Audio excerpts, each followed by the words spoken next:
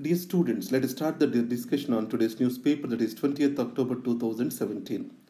The first article, Air Quality Nosedives in spite of a quieter Deepavali. Now, the quieter Deepavali is due to the environmental consciousness and also the Supreme Court judgments. In spite of this, the air quality has worsened. The air quality with particulate matter 2.5, which means particulate matter less than 2.5 microns in size, which is a major cause for the respiratory illness, is still on rise. What are the reasons? Other than firecrackers in this season, the construction work and diesel vehicles pollution added to that fodder which is burned in the northern cities, in the northern states, Punjab and Haryana. All these are the reasons for the rise in particulate matter. And this particulate matter is the major reason for respiratory illness. In this, try to understand what is air quality index and what are the components which are measured on the air quality index. And then, Sharif's indicted for corruption. So remember here carefully, corruption is one of the grounds on which a prime minister can be removed from the office in Pakistan. As per the constitution of the Pakistan, people in public office shall hold the integrity. So, Supreme Court has demitted Mr. Sharif from the office after Panama Papers. Now, the charges are framed against him, his daughter, and two of his sons. And then let's come to the editorial page. First article is Back to the Future. Let us understand few things. There are many institutional structures which are being created over a period of time to support and advise the Prime Minister in his responsibilities.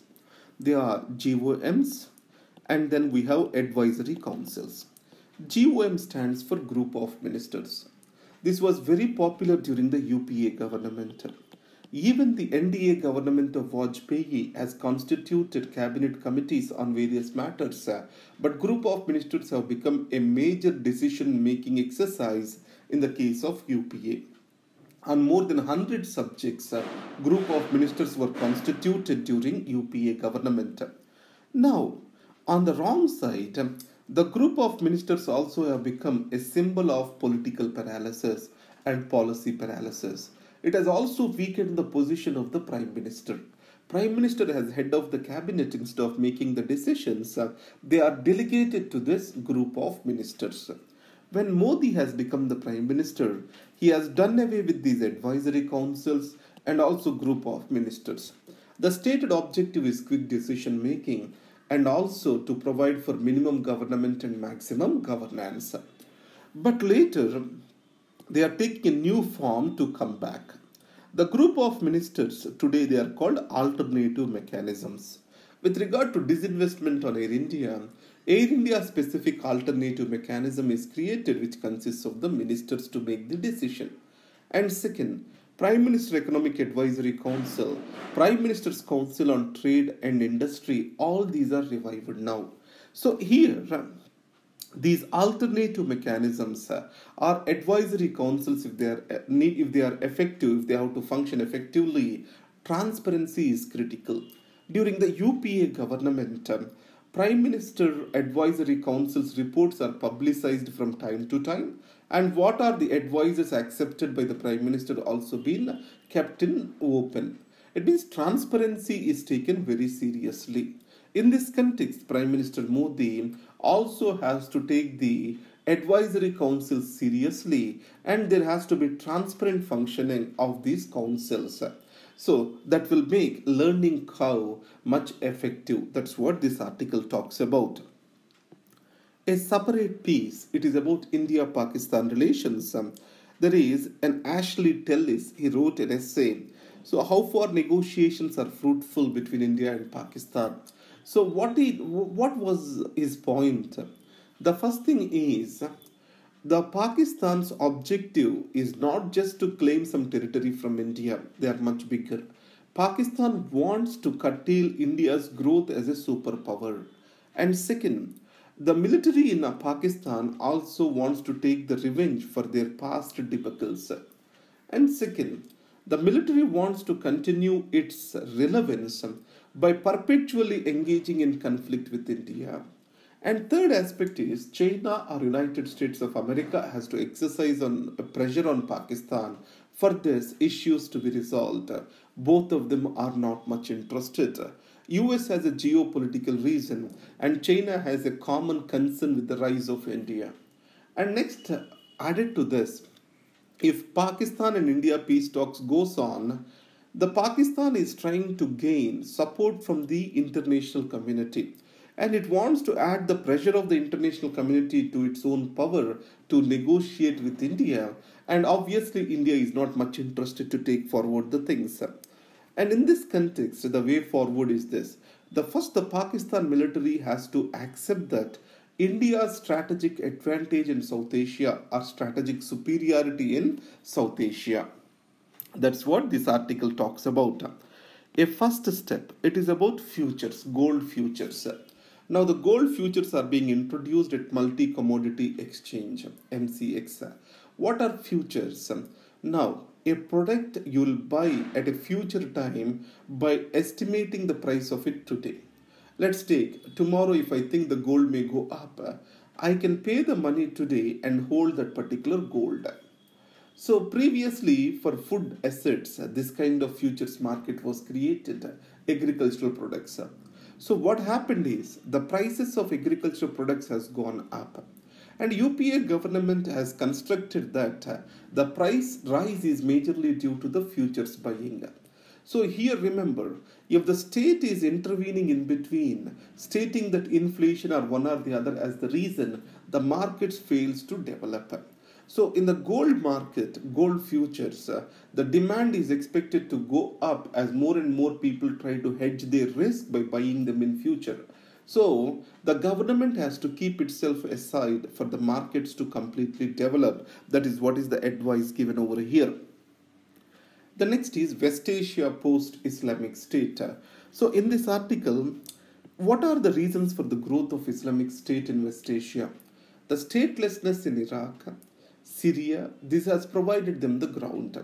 Today they lost Raqqa, that is a de facto capital of their caliphate, and Mosul, the second largest city in Iraq. Now, once the common enemy has moved away, the sectarian violence is coming back and it is going to create a fertile ground for the growth of another organization. If you see, Al-Qaeda came first, from there Islamic State has grew, and tomorrow another organization is expected to grow if the statelessness and sectarian violence continues. And second aspect, the Kurdish autonomous movement is gaining ground in Iraq, Turkey, and also in Syria. So once this war comes to an end, forces in Iraq, Turkey, and Syria, they are expected to focus on Kurds autonomous movement. And Kurds Peshmerga, they are very effective in fight against IS. And if this is going to provide for another round of sectarian violence, and it's going to worsen the law and order situation out over there. So we can state, or we can make one statement over here. Military victories alone will not provide for peace. It is the political process of reconciliation between various sects and sharing of power that will make the lasting peace. This is what is the statement I want to make for you. Let us come to the open-ed page. Do all women have a right to enter Shabarimala? Now let us see the article 1415 that provides for right to equality. Now, temple is a public place and access to temple is a question of equality. So in this case, Article 415 prohibits sex as a basis for discrimination alone. So, a woman who is been in reproductive age, if not allowed into the temple, on the factor which is specific to her womanhood, can be considered as violation of right to equality.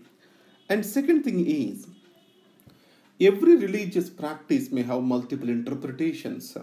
So in this context, one interpretation is being held high over the other interpretations, saying it as right to religion. And second aspect, the religious reform is going on across all the religions. Either it is triple talaq among the Muslims or temple entry among the Hindus. Shani Shingnapur temple, the women were given access to pray. And Article 25 provides the rights for everyone to profess, practice, and propagate religion they like. And the next is Article 26. It provides freedom to manage the religious affairs and religious institutions. So, the woman not allowing into the temple is a ritual or a practice which has got a long history in Shabarimala temple. Its roots are based in the celibacy practiced by the deity. And Supreme Court also clearly stated that deity is also a legal entity which enjoys certain rights. So that's why, as historical practice, it has been decided that the deity, as he is over to celibacy, reproductively active women shall not be allowed into the temple. So, based on this, what we can state is the matter, or else it is a question of equality versus right of religious institutions to manage themselves. And not just the Shabarimala temple, across the country, different temples have different practices of their own. It also adds up to the diversity of India and its culture. That's what is the counter argument. The next is Dutch disease in economy. This is an important thing. Now, Netherlands, it has abundant natural resources. It has exported these natural resources, and because of these exports, it has won huge forex.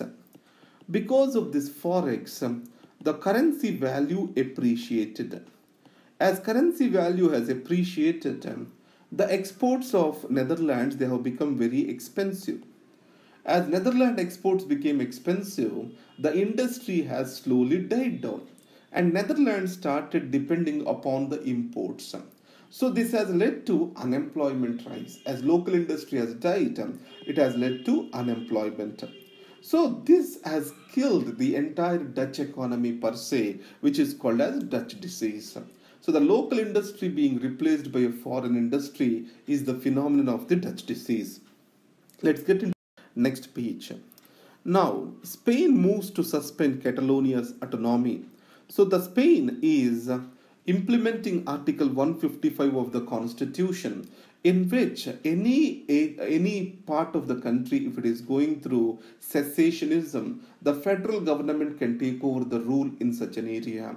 So the Catalonia has conducted recently a referendum with regard to its independence, and central government was not very ready to accept the same, and it has introduced this Article 155.